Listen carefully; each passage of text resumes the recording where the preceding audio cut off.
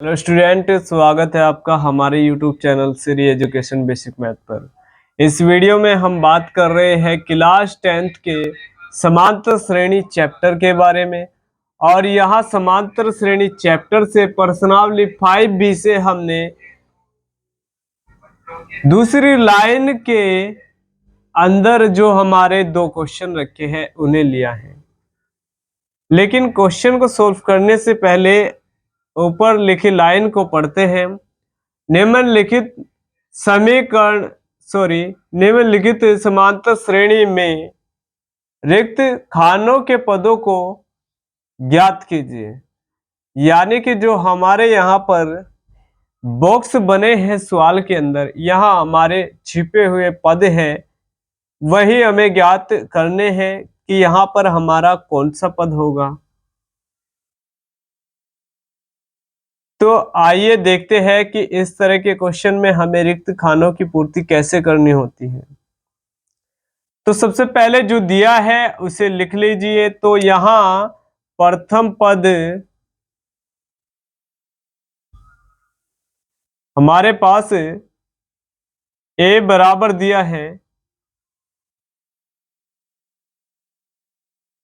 2, जो हमारा a1 के बराबर है। और यहां जो हमारा खाली स्थान है वह दूसरे पद के नंबर पर रखा है। और तीसरा पद हमारा, तीसरा पद श्रेणी का हमारे पास A3 26 है। तो ये दोनों पद हमें दिए हैं, हमने इस क्वेश्चन में दोनों पदों को लिख लिया है। तो अब हमें कोई सा भी पद निकालने के लिए सार्वंतर की जरूरत होती है। और सार्वंतर कैसे निकालेंगे?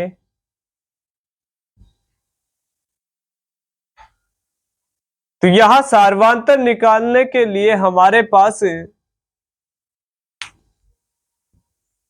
एक विधि है कि हम A3 के पद को लिखें और यहां से सार्वंतर को निकालें। तो आइए A3 जो पद हमारा है उसे कैसे लिख सकते हैं। तो A3 को हम लिख सकते हैं इस रूप में।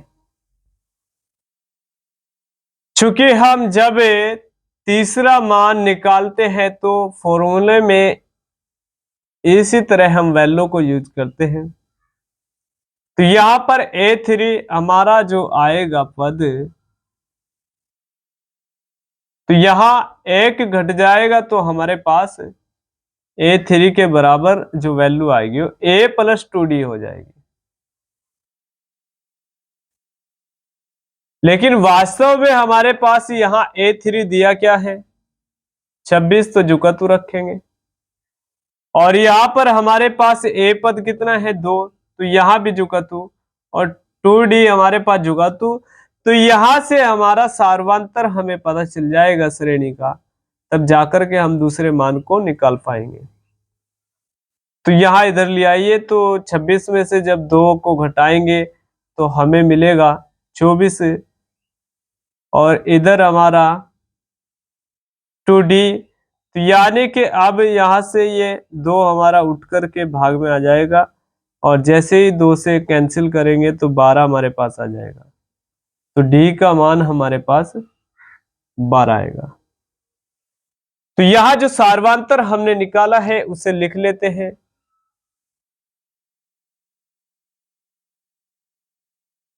तो सार्वंतर हमारा D के बराबर आया है 12। तो जैसे हमें सार्वंतर का पता चलता है तो हम श्रेणी का कोई सा भी पद निकाल लेते हैं अगर हमारे पास प्रथम पद और सार्वंतर पता हो। तो आइए अब हमें श्रेणी का छिपा हुआ दूसरा पद निकालना है। तो A2 को लिखेंगे A+2 -1 × D। तो यहां हमें फॉर्मूले का यूज कर रहे हैं, शायद आपको हमने पहले भी वीडियो में बताया है और समझाया है कि an ये हमारे पास सूत्र होता है जिसकी सहायता से हम श्रेणी का कोई सा भी पद निकाल सकते हैं। तो यहां a2 निकालना है, तो a हमारे पास 2 आया है और यहां पर घटाएंगे तो 1 लिखेंगे और 1 की गुणा में यहां d, तो यहां 2 प्लस और लेकिन 1 की गुणा में जो d है, यहां d का मान हमारे पास 12 आया है, तो 12 जो का तो 2 प्लस 12 कम 12, तो हमारे पास a2 हो जाएगा 14। तो यानी कि जो हमारा बॉक्स है, तो यहां पर हमारा 14 आ जाएगा। क्योंकि यह दूसरा स्थान हमारा था, तो इसलिए हमने इस तरीके से आसानी से 14 जो हमारा दूसरा पद प्राप्त हुआ है, तो उसे बॉक्स में लिख दिया है। तो ये हमारा पहले क्वेश्चन का आंसर है। तो दूसरे क्वेश्चन में कैसे लगाना होगा, इसी नियम को आइए उसके विषय में अब चर्चा करते हैं।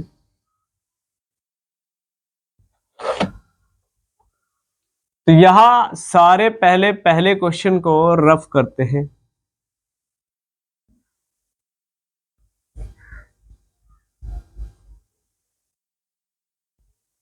तो आइए जानते हैं। यहां प्रथम क्वेश्चन में हमें पहला पद दिया है, लेकिन यहां पर पहला पद हमारे पास नहीं है और यहां पर तीसरा पद भी नहीं दिया है।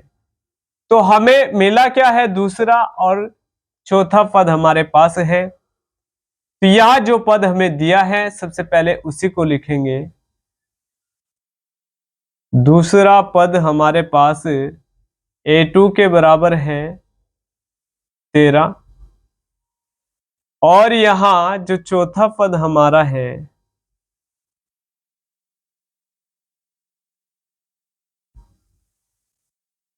तो यहां a4 के बराबर हमारा चौथा पद लिखा है। तो यहां पर जो हमारे पास फॉर्मूला है, ए एन बराबर a plus n minus 1 into D, इसी फॉर्मूले का यूज हमें यहां करना होगा।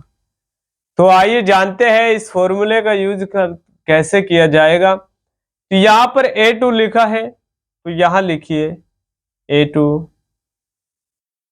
a की वैल्यू हमें नहीं पता है, तो हमें माननी होगी, और d की वैल्यू भी नहीं पता है, तो क्वेश्चन में मान के चलना होगा। तो माना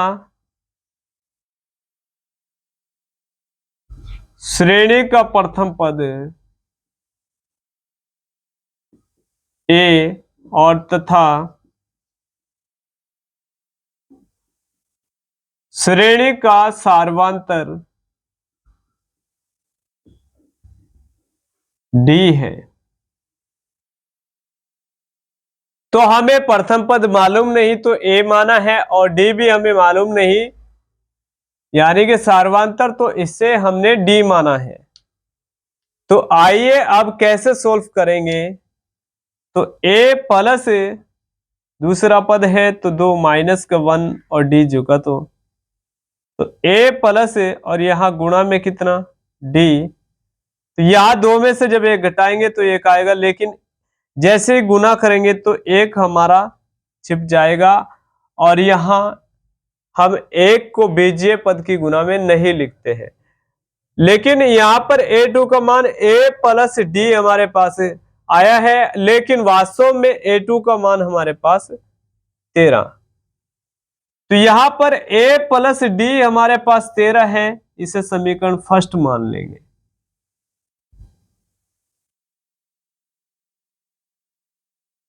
आइए अब a4 को लिखते हैं। तो a4 भी हमारे पास सेम ऐसे ही आ जाएगा। तो 4 माइनस का 1 और गुणा में d, तो a झुका तू, और यहां से घटाएंगे 4 में से 1, तो 3, और गुणा में डी जू का तू। तो ए प्लस 3d, यहां पर हमारे पास जो A4 आया है, A प्लस 3d आया है, लेकिन वास्तव में A4 की वैल्यू हमारे पास 3 है, तो यहां 3 लिख देंगे। और यहां पर हमारे पास दो समीकरण हमारे बन गए हैं। तो आइए प्रथम समीकरण को सबसे पहले साइड में लिख लेते हैं। तो A प्लस डी हमारे पास आया है 13, ये समीकरण फर्स्ट है। और यहां पर A प्लस डी बराबर हमारे पास, सॉरी यहां हमारा 3d रखा है, तो 3d और इसके बराबर हमारा 3, तो समीकरण सेकंड बन जाएगा। तो आइए सबसे पहले अब हमें समीकरण को सोल्व करना होगा, उसके बाद हमें प्रथम पद और तीसरा पद निकालना होगा।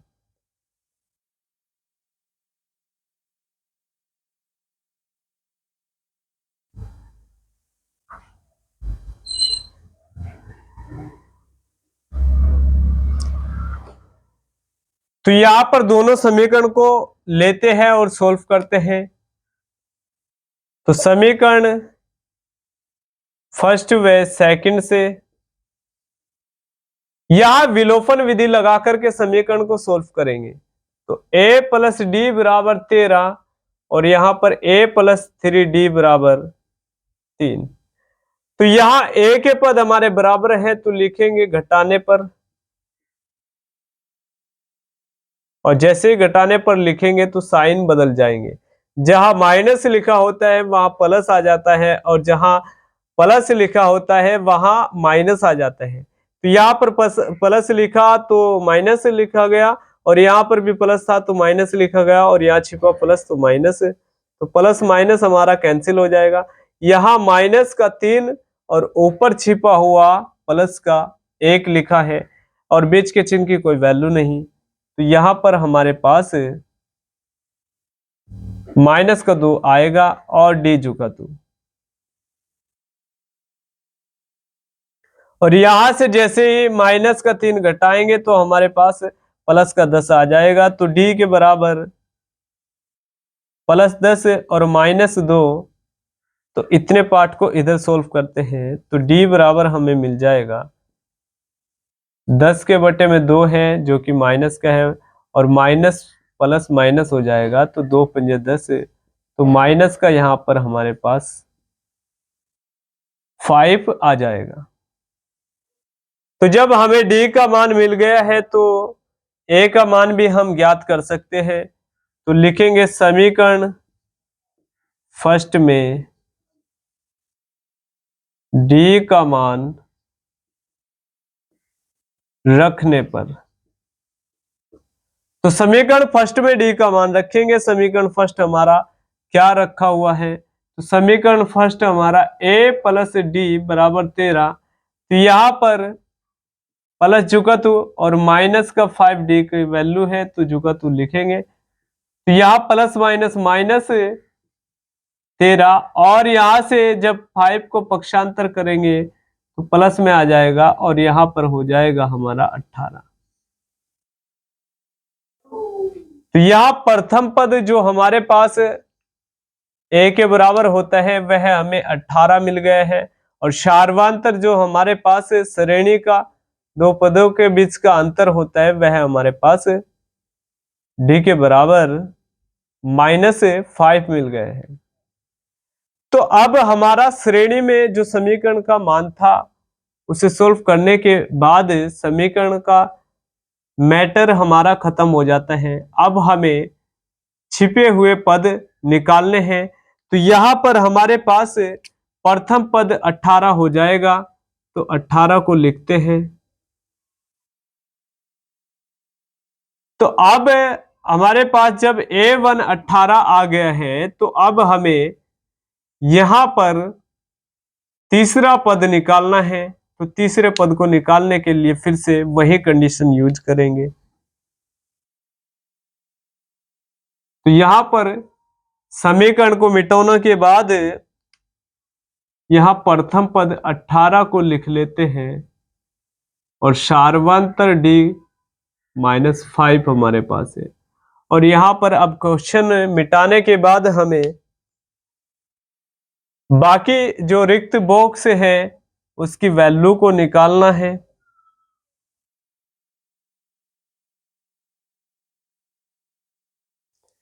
तो यहां अगर हम पदों की काउंटिंग करेंगे तो तीसरा पद हमारा 13 के जस्ट बाद आता है, तो A3 हमें निकालना होगा।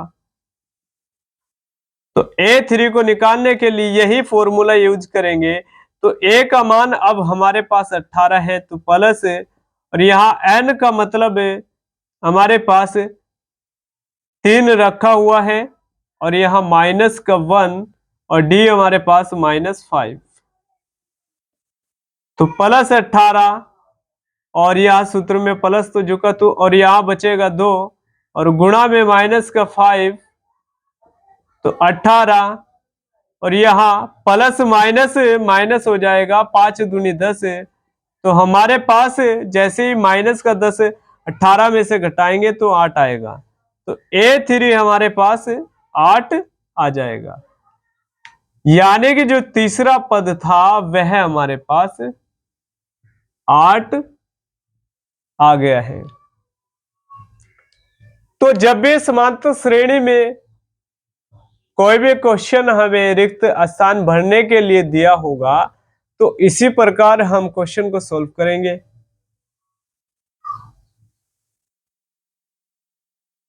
इस वीडियो में इतना ही स्टूडेंट, फिर मिलते हैं नेक्स्ट वीडियो में। और नेक्स्ट वीडियो हमारा पाने के लिए हमारे चैनल को कीजिएगा सब्सक्राइब, और उम्मीद करते हैं कि यह समांतर श्रेणी के 2 क्वेश्चन जो हमने रिक्त स्थान के ऊपर आपको बताए हैं वह आपकी समझ में आ गए होंगे, और हम प्रतिदिन आपके लिए ऐसे ही वीडियो बनाते रहेंगे और आपको पूरा समझ में आ जाए, कोशिश करेंगे और आपके लिए अभ्यास करते रहेंगे कि आपकी समझ में बेहतर से बेहतर क्वेश्चन आ सके।